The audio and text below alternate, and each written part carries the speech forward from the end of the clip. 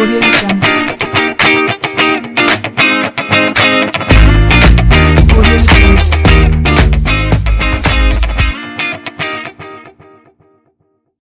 So welcome to all. Myself Tushar from Tourism Educations, and today I'm gonna tell you about elements of weather and climate. So if you like this video, don't forget to like, share and subscribe the channel. So firstly, we will talk about weather and climate. तो जैसा कि हम लोग आपस में कभी कभी बात करते हैं कि आज बारिश हो रही है, या जुलाई के मौसम में तो हमेशा ही बारिश होती है। तो ये दोनों अलग अलग बातें हैं जिसमें हम एक दिन के मौसम के हिसाब से या वायुमंडल में होने वाले परिवर्तन के हिसाब से मौसम को बताते हैं। तो जिस वायुमंडल की हम जलवायु में उम्मीद रखते हैं, वही मौसम हमें उस हिसाब से मिलता है। ऐसा भी कहा जाता है कि मौसम कुछ दिनों से लेकर कुछ महीनों का होता है, जिसमें तापमान और बारिश आती है, और यह जलवायु के स्थान पर वहीं वायुमंडल 30 वर्षों तक का भी होता है। तो अगर हम वेदर और क्लाइमेट इन दोनों का कंपैरिजन करें, तो वेदर जो है वो घंटे के हिसाब से या दिन के हिसाब से बदलता रहता है, जबकि जो क्लाइमेट है वो एक लंबे समय तक चलता है। वहीं वेदर जो है वो बार बार बदलता है, जबकि क्लाइमेट में जो है उतार चढ़ाव बहुत ही कम आते हैं। वेदर जो कि छोटे छोटे क्षेत्रों में या जिले में ही हमें देखने को मिलता है, वहीं क्लाइमेट एक बड़े राज्य में या फिर एक बड़े राष्ट्र के हिसाब से अपने आप में परिवर्तन लाता है। जो वेदर है उसमें हम सामूहिक डाटा के हिसाब से उसके हिसाब में हम अनुमान लगाते हैं, जबकि जो क्लाइमेट है वो एक लंबे समय के हिसाब से उसका अनुमान लगाया जाता है और उसकी जलवायु को मापा जाता है।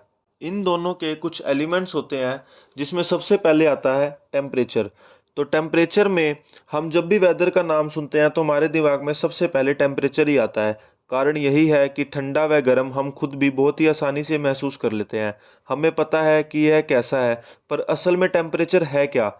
टेम्परेचर हवा में काइनेटिक ऐसी एनर्जी है जो कि गर्म व ठंडे का पता लगाती है। टेम्परेचर को मापने के लिए सेल्सियस, केल्विन व फ़ारेनहाइट का प्रयोग किया जाता है। वह इसको मापने वाले इंस्ट्रूमेंट को थर्मामीटर कहते हैं। और शब्दों में अगर हम इसे और तरीके से बताएं तो हवा में घूमने वाले वह कण जो काइनेटिक एनर्जी को बढ़ाते हैं। जब ये तेज होती है तो तापमान जो है वो बढ़ जाता है, और जब ये स्लो हो जाती है तो तापमान जो है वो कम हो जाता है। इसको मापने वाला इंस्ट्रूमेंट है थर्मामीटर। यह 1714 में अलग अलग शेप में अलग अलग तरीके से प्रयोग किया जाता था, और ये तभी से ही प्रचलन में आया है। इसमें मरकरी, बायोमेटल या डिजिटल थर्मामीटर का प्रयोग होता है, और ये इसी धातु से बनता है। इसके बाद आता है एयर प्रेशर। एयर प्रेशर वायुमंडल को बदलने या बिगड़ते समय एयर प्रेशर का ही प्रयोग आता है। मौसम की जानकारी देने में यह एक महत्वपूर्ण अंग निभाता है। जो एयर प्रेशर यानी कि एटमॉस्फेरिक प्रेशर है, वो हवा में मौजूद वेट के कारण जो प्रेशर बनता है उसको एटमॉस्फेरिक प्रेशर बोलते हैं। इसको मापने के लिए इंस्ट्रूमेंट के आधार पर, जो कि बैरोमीटर है, उसके आधार पर इसे बैरोमेट्रिक प्रेशर भी कहा जाता है। हालांकि यह वेट दिखाई नहीं देता, फिर भी यह हवा में मौजूद होता है। इसमें nitrogen, oxygen, organ, carbon dioxide जैसी गैसें होती है। इनका भार ही ग्रेविटेशनल फोर्स को बनाता है। इसको मापने के लिए जो इंस्ट्रूमेंट यूज़ होता है वो है बैरोमीटर।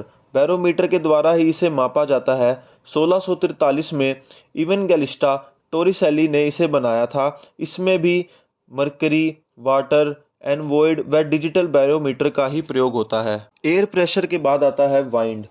हवा यानी वाइंड मौसम का एक ऐसा महत्वपूर्ण अंग जिसके कारण ही ठंडा, गर्म, बादल व तूफान ऐसे सब मौसम में बदलाव होता है। आखिर हवा है क्या? किसी भी स्थान पर उच्च से लेकर नियमित मूवमेंट जिसमें एक बड़े पैमाने पर होती है, वो हवा को दर्शाता है। लो प्रेशर और हाई प्रेशर की दूरी ही इसकी स्पीड को तय करती है। जो इंस्ट्रूमेंट इसको मापने के लिए प्रयोग में आता है वह है एनोमीटर। एनोमीटर एनोमीटर के द्वारा ही हवा को मापा जाता है। 3 से 4 दिशा की तरफ एक कांटा जो कि किसी भी वेदर स्टेशन की छत पर लगा हमें दिखाई दे सकता है। इसके अलावा वाइंड वेन के द्वारा इसकी डायरेक्शन देखी जाती है। यह अपने अक्ष पर घूमता रहता है तथा हवा की डायरेक्शन को बताता है। यह भी किसी भी वाइंड स्टेशन पर हमें दिखाई देखने को मिल सकता है। इसके अलावा यह चिमनी, चर्च या किसी कम्युनिकेशन टावर के ऊपर भी हमें लगा मिल सकता है। हवा के बाद जो अगला एलिमेंट आता है वह है ह्यूमिडिटी। इसको देखा भी जा सकता है और महसूस भी किया जा सकता है। यह एलिमेंट्स का केवल एक बड़ा हिस्सा नहीं है, बल्कि ह्यूमन लेवल के कंफर्ट लेवल को भी बदल देता है। आखिर ह्यूमिडिटी है क्या? हवा में पानी के ऐसे कण मौजूद होते हैं जो कि ह्यूमिडिटी को बनाते हैं। यह कण किसी गैस में पाए जाते हैं। ह्यूमिडिटी को महसूस भी किया जा सकता है और अपनी आंखों से देखा भी जा सकता है। नमी यानी कि ह्यूमिडिटी, इसे समझने के लिए इसके दो डिफरेंस हैं जिसको जानना बहुत ज़रूरी है।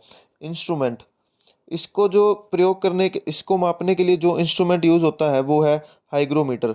हाइग्रोमीटर के द्वारा ह्यूमिडिटी को मापा जाता है। इसके अलावा साइकोमीटर और रेसिस्टेंस हाइग्रोमीटर के द्वारा भी ह्यूमिडिटी को मापा जा सकता है। ह्यूमिडिटी के बाद अब हम जानते हैं प्रिसिप्शन के बारे में।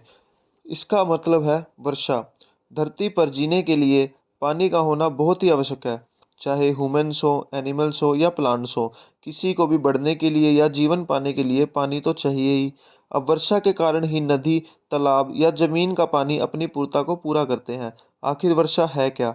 जब पानी के कण जो कि हवा में मौजूद हैं वो भारी हो जाते हैं, तो वो हवा में नहीं रह पाते, जो कि पानी बनकर ज़मीन पर गिरते हैं। यह वर्षा, बर्फबारी या ओलों के रूप में भी हमें प्राप्त हो सकते हैं। वर्षा मुख्य वाष्प कण के कारण ही बनती है। इसे मापने के लिए जो इंस्ट्रूमेंट यूज़ किया जाता है वो है रेन गेज। रेन गेज एक ऐसा कंटेनर है जो कि ज़मीन पर एक निर्धारित हुई वर्षा को मापता है। वह इसको एक पैमाने पर दर्शाता है। अब हम पढ़ते हैं विजिबिलिटी के बारे में। कोहरा, धुंध या बर्फबारी के समय दृश्यता को मापना बहुत ही ज़रूरी है। आखिर विजिबिलिटी है क्या? किसी निर्धारित दूरी पर किसी भी चीज़ की दृश्यता या उसकी डिग्री का माप। मुख्यतः कोहरा, धुंध के समय यह दृश्यता बाधित हो जाती है। यह मुख्य ऐसी जगह पर मापी जाती है जहां दृश्यता महत्वपूर्ण है, जैसे हवाई अड्डा या बंदरगाह, या फिर किसी के जनजीवन यानी कि जीवन या मौत की बात हो, वहां पर विजिबिलिटी यानी दृश्यता को मापा जाता है। इसको मापने के लिए जो इंस्ट्रूमेंट यूज़ किया जाता है वह है forward scatter sensor. Forward scatter sensor के द्वारा ही विजिबिलिटी को मापा जाता है, जबकि पुराने समय में यह आँखों से ही मापी जाती थी। वह आँखों से ही विजिबिलिटी का अंदाज़ा लगाया जाता था। विजिबिलिटी के बाद अब हम पढ़ेंगे क्लाउड्स के बारे में।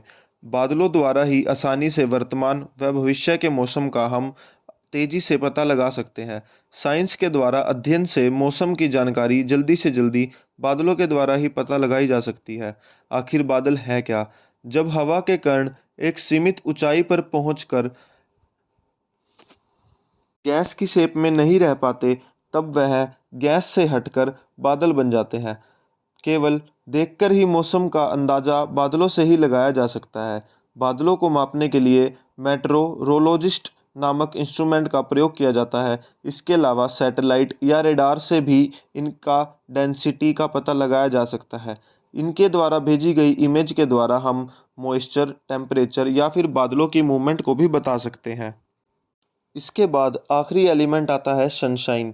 पृथ्वी पर पड़ने वाली धूप मौसम को बहुत ही प्रभावित करती है। यह धूप सीधा सीधा टेम्परेचर, ह्यूमिडिटी और एयर प्रेशर, इनके अलावा भी बहुत सभी चीज़ों को प्रभावित करती है।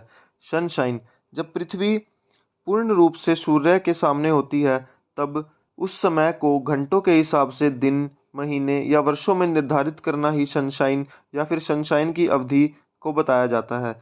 जैसा कि बताया गया है, यह कई तत्वों को प्रभावित करता है, जिसमें टेम्परेचर, ह्यूमिडिटी और एयर प्रेशर भी आते हैं। इसको मापने के लिए जो इंस्ट्रूमेंट यूज़ किया जाता है वह है चैम्बल स्टोक्स रिकॉर्डेंट। इसके द्वारा ही हम सनशाइन को माप सकते हैं। यह एक स्फेरिकल शेप का लेंस है।